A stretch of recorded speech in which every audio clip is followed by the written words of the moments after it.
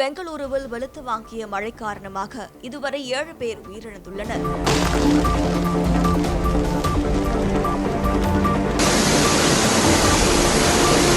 பெங்களூரு முழுவதும் நேற்று மாலை இடி மின்னலுடன் கூடிய ஆலங்கட்டி மழை கொட்டி தீர்த்தது.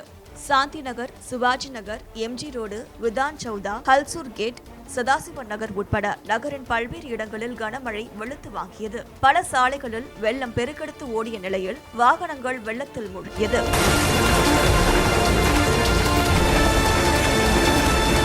பல பகுதிகளில் மரங்கள் சாய்ந்து மின்கம்பங்கள் முறிந்தது.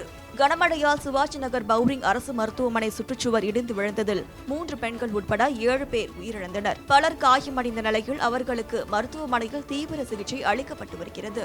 சம்பவ இடத்தை அம்மாநில முதலமைச்சர் சித்தராமையா பார்வையிட்டார். உயிரிழந்தவர்களின் குடும்பத்தினருக்கு அரசின் சார்பில் 5 லட்சம் ரூபாய் நிவாரணம் அறிவித்துள்ளார். காயமடைந்தவர்களுக்கு தரமான சிகிச்சை அளிக்கவும் சித்தராமையா உத்தரவிட்டுள்ளார்.